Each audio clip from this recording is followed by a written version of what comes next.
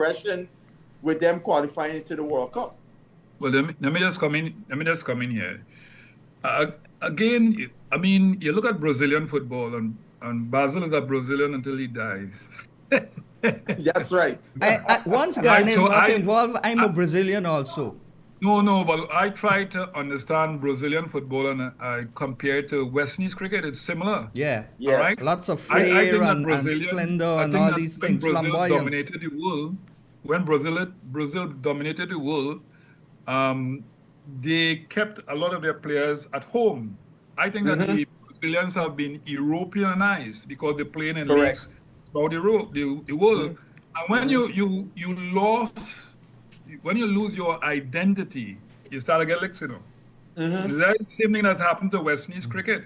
I was a goalkeeper. I played at intercal level. I played intercal final and that sort of thing. Wouldn't want to tell you what happened in those finals, but I played. The reason why goalkeepers have become better is because of the change in the ball. The balls now are lighter, so the goalkeepers have to be more athletic and efficient. And you've seen goalkeepers. I mean, this guy from Cape, what do you call it, Verde or something like that? Cabo Verde. Right, yeah, Or Cape Verde. 550. Cape Verde. Right, Cape Verde right, is the English, Cabo Verde is the Portuguese. Yeah. right. 550,000 people. That's a small island, eh? And to see how they competed. But again, FIFA has done that, eh? When you That's right. come to our football in the Caribbean, primarily Jamaica and Trinidad and Tobago, we don't have the pathway, the professional pathway. We prepare for tournaments. And as Vernon Springer is rightly saying, we are not developing our footballers in the right way. So you've seen some fundamental issues at the highest level of football where our footballers are concerned. And there's no real identity. And that's the problem in West Indies cricket too. We have lost our identity. We know that the games have evolved, but we have not had our identity to help with that evolution, to deal with the evolution. So we have a starting over syndrome, a huge gap, and we will struggle to make it to the World Cup again. And a lot of But people were disappointed or annoyed that they had 48 teams in this World Cup. They thought it would have been diluted, watered down. And next World Cup, they're increasing it to now 64. something.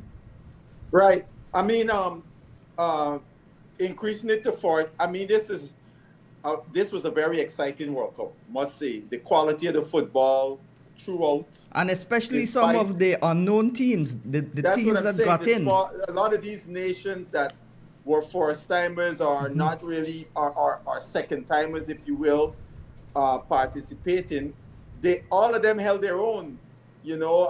So increasing to 48, to me, there was not this drop-off of competition that many of the Europeans were crying that would happen, because they seem to want to keep the football just to themselves and not have it spread, because they know eventually when you spread this football to the nations of people that look like us, that if would be the ones dominating the football. And Vernon is absolutely correct. Having a competition is not evidence of development. A competition is supposed to be the culmination when you're of development, polished. not in place of development. And that's where many of our people involved in cricket. And just a quick thing about Brazil football, and I'll see to Vernon. You're correct, Tony. I read a book. I went through a book about a guy. He's American, a black guy from America, has been living in Brazil since in the 80s and really familiar with the football structure there. And he was pointing out that Brazil, a lot of those big clubs in Brazil today, you know, they sign a young boy from the favelas and, you know, skillful and so on. But at 13, 14, they're picked up by these academies in Europe, right? So their grounding is no longer Brazilian. And if you go through the current Brazil team, you would find most of them went to Europe, and the ones who went to Europe, maybe at 21, 20, retained that identity like a Vinny Jr. For me, a Vinny Jr. is a throwback. to the great days of Brazil football, where a lot of the other guys. But on the he team doesn't play in are not- Europe. He played in the Spanish leagues for Real Madrid. No, but I'm saying when he went there, he was already over 20 years old. So he went through the Brazil system. So that wasn't taken out of him. So when you see him on the field, you see a Brazilian footballer, not like some of the others on the field. They look more like European footballers, but they're Brazilians. So, But do you Basil, guys agree Basil- with the 6 to 4 Basil. teams in the next World Cup? Isn't that too Yes, much? I do. I do. Right? But Basil, very quickly, Anthony and Basil. Also, Anthony made a very important point. Brazil has lost its identity. Correct. You bring in a foreign coach Yes. who has a European background. There's a systematic system to what is happening, you know. I don't think a lot of people really paying attention That's in right. terms of the history of what is happening. So here you have somebody, a lot of the Brazilian clubs, it's almost like when we're talking about West Indian players going to play T20 cricket. The clubs in Brazil are making money off of the players who Correct. go in Europe to play. Correct. Right? In the meantime, the federation, the racketeering and the corruption that is taking place is what is hampering the progress and the standard of Brazil football. And we've seen it on the pitch. That is why the government, that's why the government got so angry. Because the government is saying, this is not the Brazil. This is what we were fighting. This is what we were fighting against. I'm learning so much. I'm learning so much of things from this World Cup. I'm looking at the podcasts, and I'm learning about Tuchel and Bellingham, and what how the media is in England trying to devise people. You look at Tuchel, for example, excellent coach. He is trying to change the mindset of the English players, and you've seen this England team now as a hard team. Yeah. They might they're not tough. play the best football, but they're tough, and you don't associate that toughness Find a way. with England. And You that match associate it with against West Germany and Mexico things like that. was real tough. The high altitude, everything, and it didn't adversely disturb them. They won the match. Yeah, because they're coached now by a German, so you can have some positives out of that sort of system, Vernon, where you bring a foreign coach, but you have to be very intelligent of who you have in. McCullum, for example, let's digress a little bit of cricket. McCullum, for example, he came and he didn't understand the culture, the English culture, and he allowed them to do certain things that destroyed everything. I mean, he was going along quite well, and now Anthony. Ben Stokes is not there, and McCullum has gone. Anthony, the only reason why McCullum is fired is because he ain't beat Australia. Anytime he win the Ashes, the England Cricket Board is only concerned about one thing, Anthony: the Ashes. You listen to every one of them. I don't agree with you. I don't agree with you, because when he came back from the Ashes, he was hired. No, but Tony, I think. I understand what he's saying. They concentrate on beating Australia. No, not that. Had he beaten Australia in the Ashes, Yes. and came back and lost to New Zealand, you would have heard some upheaval and people criticizing, but he would have won the big ticket. That would have given more credit to continue on. That's what Vernon is saying. But they could have fired him, Basil, I know after they he came could have. back. Because he was absolutely very poor, in Australia, doing things that he's not supposed to do. And I think too. So they rehired him. They didn't sack anybody. Anybody. But I think Tony, He lost to New Zealand, and then Ben Stokes went, and that's what caused him not to be.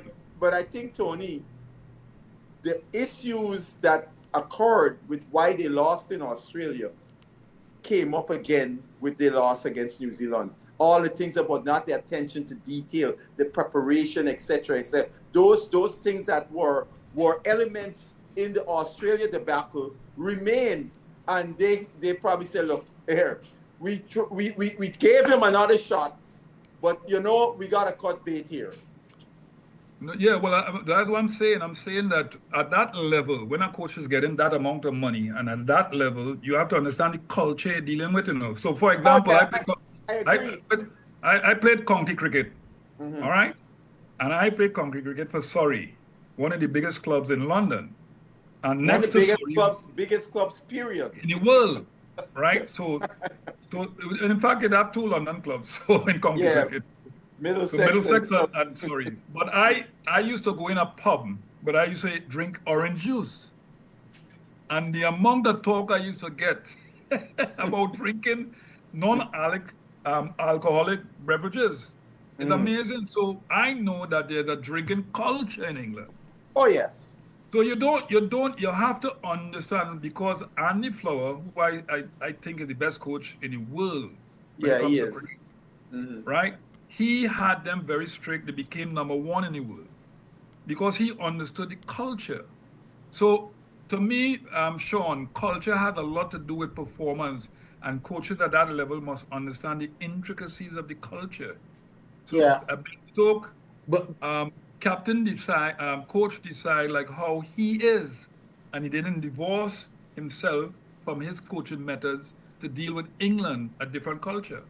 I want to say something very quickly here, Basil, Sean, and Anthony. England has shot themselves in their foot as well, too, based on the system that they have set up. Because a lot of the contracted players that England have, they have killed the county game. Yes. So a lot of players like Joe Root and Ben, listen what Ben Stokes said. He got into a situation where when he went back to play for Durham, is when he be able to appreciate the game and the club that made him. Listen the statement that he's made. So he just picture all of those guys there who have come back and doesn't get an opportunity to go back to play county cricket. Because England have set up the system in such a way where they have appointed Basil Butcher and they tell Basil Butcher, what squad you want? And Basil picked 20 guys and he says, well, nobody going back to play county cricket is load management. I want you to just deal with England cricket XYZ. So the county game itself has gone down and England has shot themselves in the foot because rather than a lot of the players getting an opportunity to go back to develop the game and to develop younger players to come to play for England, that is non-existent. The quality is just not there. And then the other thing, Springer, is that they weren't picking players from county. From the county, That's serious thing. So county players did not feel part of the county system, did not feel part of the England international team system as a result. And that was a big grievance by the county clubs about that situation. And the county clubs have good power in English cricket, right? And thus they said that that McCallum needed to develop a better relationship with the county clubs. I mean, where you heard several directors of cricket saying they have never really had any communication with this current regime led by Rob Key with the county clubs, and they felt that was a joke. Most of the some of the richest clubs in the world, including Lara's club. Lara did Warwickshire. When he went there, new membership was quite evident, right? Mm-hmm. So my point is that you have to have layers. All right, you have to add layers. So you can't just despise the county circuit. The county circuit has done well to develop English players. You have to have layers to it. And McCollum didn't really respect the county circuit. All right, guys, we got to take another commercial break. And when we come back, the last segment will be looking at the New Zealand, West Indies one-day internationals.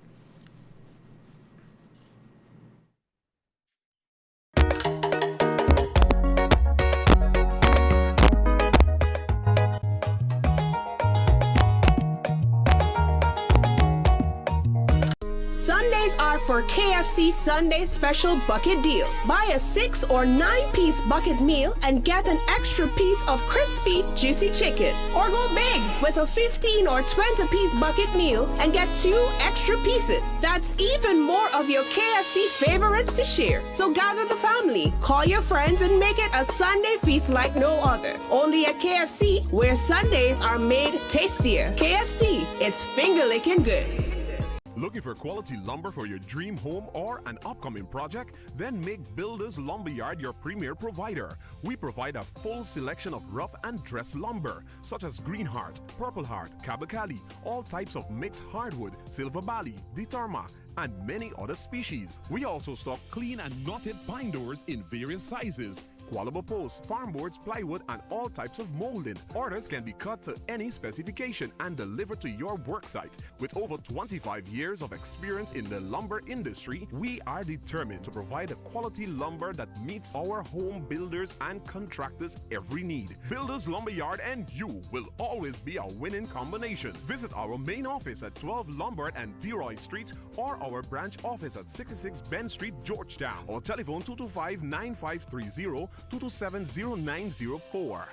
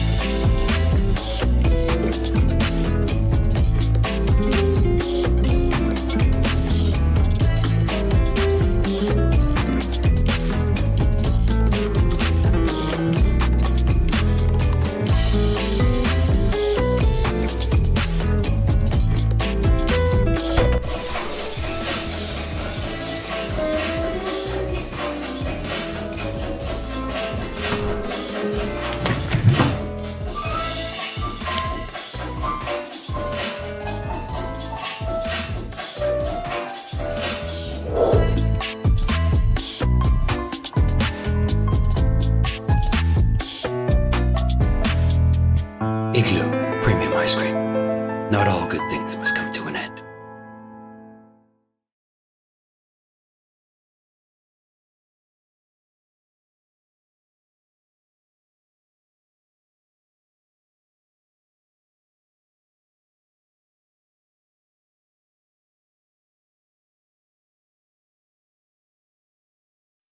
Dave's West Indian Imports is a wholesaler of all types of seafood with their own processing plant.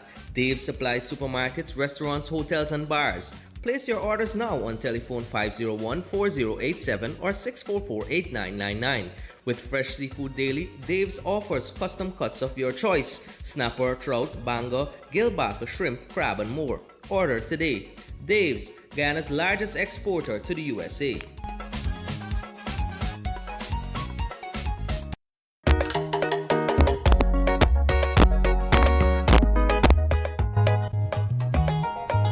Yeah, welcome back to the Sean Dever Sports Watch. We're on our final lap, and of course, we're looking at the West Indies New Zealand ODI series.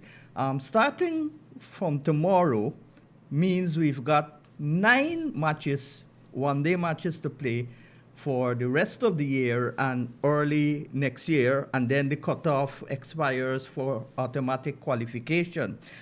We've got to win the majority of those matches. We've lost one already. We won one. The series in Guyana is 1-1. And tomorrow, that's an important match. And then the other two in Barbados. And then we go later in the year to India. And that's a difficult situation to beat India 3-0 in India. And then Afghanistan in February. And that's another 3-match series. And then it's gone. The qualification period expires. And if we don't, and we're ranked 10th now, so are we looking, is there any hope of us winning the majority of these matches so that we can go into the World Cup without having to qualify for it? Because Zimbabwe, Namibia, well, South Africa would have already qualified for that. But those teams would not have automatically qualified, but they're the hosts. So they're part of the World Cup. So how important is these matches coming up here?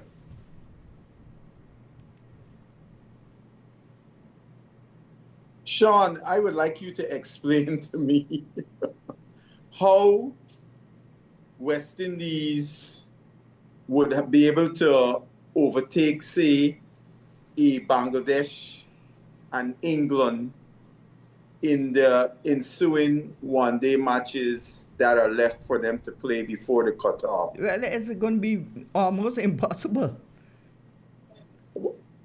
Okay. So because I got the impression, based on some others who seem to have a better understanding of how this thing works, with us losing that game to New Zealand, that was like another nail in the coffin. Yeah, but we've got to win every match going forward from now, and we can still make the qualification